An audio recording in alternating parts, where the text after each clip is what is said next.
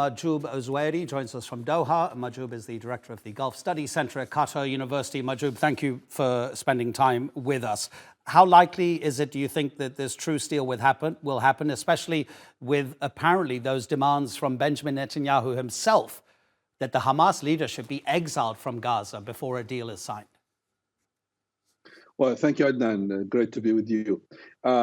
It's obvious that devil's in details to me, because every party now is talking about different elements. Hamas talking about ceasefire, complete stopping the operation. Israelis talk about 1 month or 3 months maximum. I think what we see is a sort of race between different players. One coming inside Gaza to have a ceasefire or truce or long-term, short-term. The other race is going on ICJ in which reports now predicted that Friday will be a verdict. And also another one coming on the Red Sea about the escalation there. So what happened in Gaza now will determine all of that, whether there will be a ceasefire short-term or long-term. What is obvious now, the fact that there is a strong desire internationally that ceasefire is needed, but the details is not clear yet whether two parties will give concession to this truce or ceasefire. Hamas knows that if they give a concession to the Israelis, Benjamin Netanyahu is not trustworthy. Benjamin Netanyahu wants to reach to the point where basically ending Hamas in Gaza, which Hamas does basically will not allow so. So basically, we are talking about a serious confrontation, and it's likely to continue for a while. Mahjoob, we understand that Hamas and this current Israeli government almost don't agree on anything. Therefore, perhaps we have to give our hope to international diplomacy. If international diplomacy is going to work, how much do Western leaders need to rethink what's happening? I'm wondering if there's a disconnect between Western leaders and leaders in the Arab world. I'll give you an example. David Cameron, British Foreign Secretary, visiting Israel. He and his Prime Minister Rishi Sunak, and also in the White House, they keep saying, remember what the Houthis are doing, and our attacks against the Houthis in Yemen has nothing to do with Gaza. Most of the Arab world is saying it's directly connected to Gaza. Let me say, frankly, there is a serious collapse of the international order, and unfortunately, lack of cleverness of what's happening.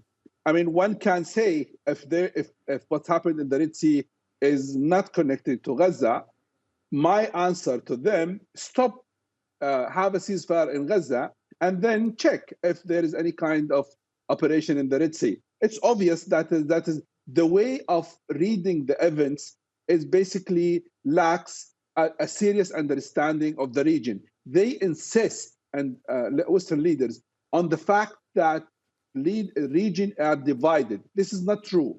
Where are some elements, people, they are united on that. One of this issue is Palestine. War in Gaza is one of the elements, people, they agree on criticizing it, and they will be criticizing everyone supporting the war in Gaza. So the way how they put the statements is just they escape from the fact that they are weakened. They cannot put pressure on Israel. They have lack of credibility to show that they can do something. The United States has no credibility to say to the Israelis, stop the war, where they have done more than this in Iraq, Afghanistan, and Vietnam. History tells, and it's hard to them to digest all of this, and that is why we see this kind of immaturity behavior on how they perceive things in the region. If we bring it back to Arab governments, how angry do you think Arab peoples are, and how angry are Gazans at what they see as relative inaction from Arab governments who could be taking some more concrete action, but are largely sitting back and also relying on that same diplomacy that we're talking about? And we cannot put Arabs in one basket. We have Arabs who think that what happened in Gaza is part of resistance and part of the right of Palestinian of defining themselves and having the right to decide their future. There are some Arab governments who basically very close in their position to the Israelis and the West, and they have position of Hamas, and they want Hamas. They want to see Hamas in the Mediterranean.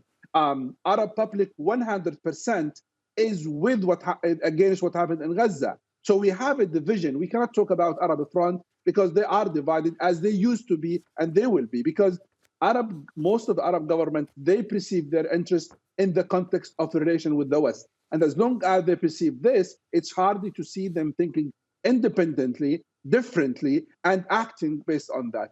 That's what the reality in Gaza. Otherwise, who can believe that an Arab country like Egypt is playing role on, in a way, maybe not doing enough to allow food to come into Gaza? And now the battle between Israel and Egypt, who's responsible? Israel blaming Egyptian they blame Israel. So that tells you how much there is a weakness within the Arab system, and every war like this is showing us part of this weakness.